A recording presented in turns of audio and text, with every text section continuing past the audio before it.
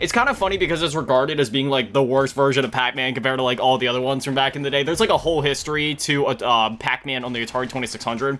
But over my shelf that you guys can always like kind of see in the background there, on the right side, like this side closest to me, on the top shelf, I have my copy of Pac-Man for the Atari. You know, let me just go get it real quick. I always keep it on my shelf just because I genuinely love this version of the game because it's one of those games where, like, you know, I don't care what anybody says about it. I've always just enjoyed this version of Pac-Man. Yeah, you see right there, it says game program, which is like what the, you know, like Atari game said. And then, yeah, you know, it's Pac-Man. I always love that cover art too. And again, I know this is technically like the quote-unquote worst version of Pac-Man. Yes, again, there's like a whole history to the development of the game. It's actually pretty cool. I definitely recommend looking into it if you're like me and you love learning about like the history of games or the development of games or one thing or another, just learning about games and the behind the scenes of stuff in general. But I've always loved that version of the game. Again, a lot of nostalgia just for playing that version of it, and I love how the cartridge looks, so I always just leave it like on the edge there, right by my PlayStation 2 games. I've always been like that with literally everything though. It doesn't matter if it's like video games, music, movies. I just love hearing the behind the scenes of things and like how certain things came to be, the development of them, what it was like for the people making it, the highs, the lows, the turmoil, or even if there isn't any turmoil, just like, you know, even if it's like just looking at alpha builds of games or beta builds of games. That's always like a joke that I've said where it's like I enjoy watching a movie or playing a game or one thing or another just as much as I do learning about it, and there's like genuine truth to that.